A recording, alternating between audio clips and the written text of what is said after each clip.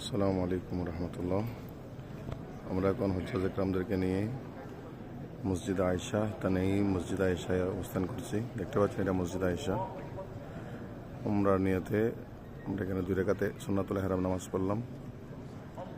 অসংখ্য হাজার হাজার মুসল্লি উমরা করার জন্য মসজিদ আয়েশা উপস্থিত হয়েছেন। নিয়ত করে হেরাম পরে তিনারা আবার হেরামে চলে যাবেন। ইনশাল্লাহ আমরাও চলে যাবো হেরামে।